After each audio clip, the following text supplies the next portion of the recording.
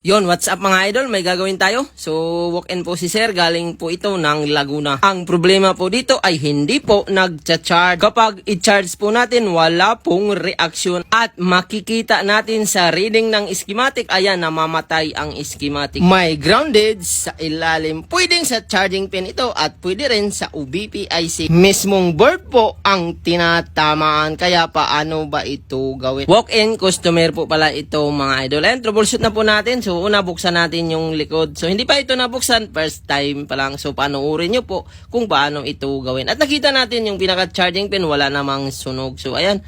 So, init-initan natin yung likod. So, ingat-ingat kayo dahil plastic ito. Kapag nasobraan sa init, pwedeng manglubot. Kapag nabubuksan mo na at ibalik sa may-ari, pwede kang mapagalitan. So, tamang ano lang init. At kapag pumasok na yung pangtastas mo, ikot-ikutin mo na lang, pwede na siya matanggal ang adhesive. Ayan, at dahil naangat na po natin, dahan-dahanin lang po natin na hindi po mapunit. At ayan mga idol, nakita na natin yung ilalim. So, dahil first time pa ito mabuksan, marami pong pandikit ang lumalabas or natanggal.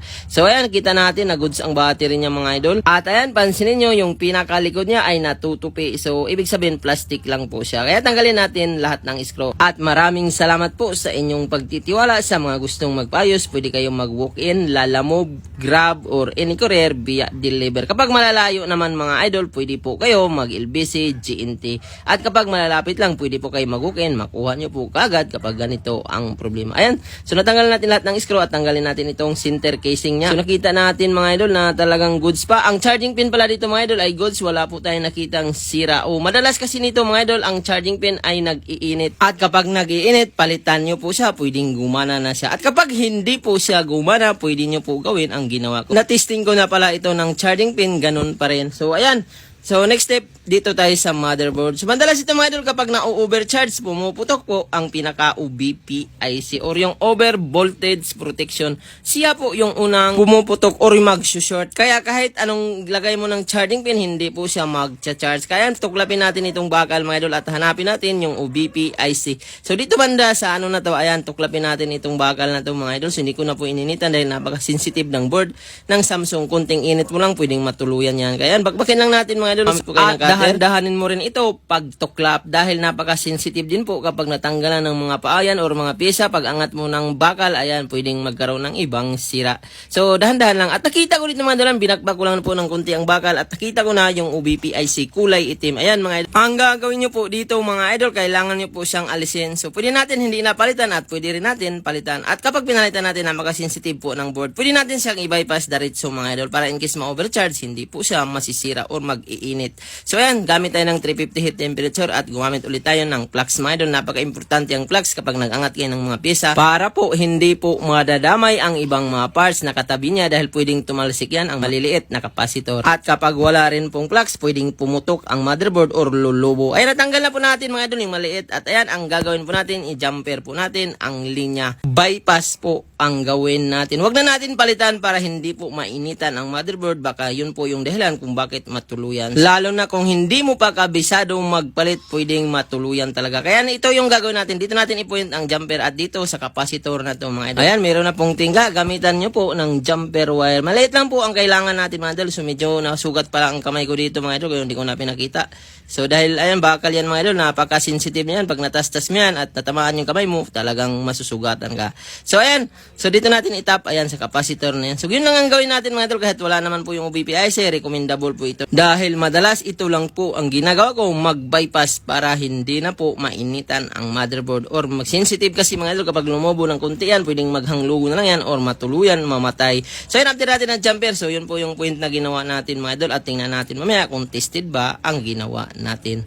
So, testiran natin ang linya. Kanina pala, grounded ito mga idol. Hindi ko napakita sa video. So, nakat pa lang ating video. At ayan, pansinin nyo, nag-normal na ang positive line ng charging. So, bago nyo po gawin ang ginawa ko mga idol, i-testing nyo muna ng charging board or charging pin para matrace nyo kung OBP IC ba talagang tama or hindi. At kapag ganun pa rin na hindi mag-charge, pwede nyo pong gawin ang ginawa ko. Ayan, takpan po natin ng yellow tape para hindi mag-short. At sana suportaan nyo rin ang video natin mga idol para marami kayong idea na makukuha sa mga bawat upload natin. Huwag nyo kalimutan mag-like, mag-share, mag-share, mag-follow at mag-subscribe para lagi kayo updated sa bawat video na ina-upload ko. At ayan, kitang-kita po pala yung nasugat natin mga idol. Huwag nyo na lang yan pansinin. So, napakaliit lang naman po niyan. So, sensitive talaga kaya iwas-iwas nyo rin magbaklas ng mga ganyan dahil napakatigas po niyan baklasin mga idol.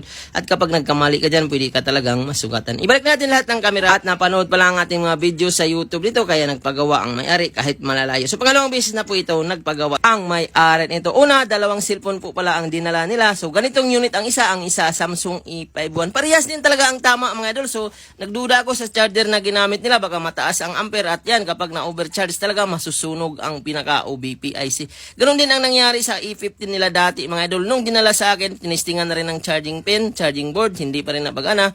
Kaya nung napanood ang ating mga video, so ayan, pumunta siya at nagawa natin ng paraan. At kaya ito, bumalik si sir dahil ganitong sira na naman ang cellphone niya. Kaya ayan, iwasan nyo rin gumamit ng matataas na charger, lalo na kung binababad nyo magdamag bago bunutin dahil maapektuhan talaga ang OBP IC. Yun po yung unang pumuputok. At yan, ibalik natin ang takip at tag-apply tayo ng double-sided tape. So kahit hindi mo nalagyan ng ano yan mga idol, 7,000, kung meron kang double-sided tape, madali po siya dumikit. Kaya ayan mga idol, so after natin na lagyan ng double-sided tape, ibalik lang po natin at pitid na pitid ito kapag ganitong tape ang nilalagay sa Samsung E15. So ayan, balik natin yung same tape at subukan po natin i-charge kung lalabas na ba ang percentage. So, tingnan natin sa schematic. Pansinin nyo mga idol, meron na po siyang follow na 0.6. Ibig sabihin, nag-charge na po, binabasa na sa reading ng schematic charger. At subukan natin i-open mga idol. At ayan, tingnan po natin kung nag-charge siya na naka-open. At ayan, so meron naman pong laman ang battery mga idol, 2% siguro or 1%. At ayan, antin lang natin at tingnan natin mga idol. Pansinin nyo, nag-charge na po siya. Nakikita na po ang kidlat ng charging. Ayan, meron na po pala siyang 1% mga idol. So, tested talaga ang ginawa natin. Pwede nyo po sundan ang ginawa ko. Tips ko, bago nyo gawin ang ginawa ko, kailangan nyo matesting ng charging pin or di kaya charging board bago nyo galawin ang ginawa ko. Tapos na po tayo. Sana nakakuha kayo ng idea sa paggawa ng ganitong problema. Huwag nyong kalimutan mag-like, mag-share, mag-follow at mag-subscribe. Maraming salamat sa panonood.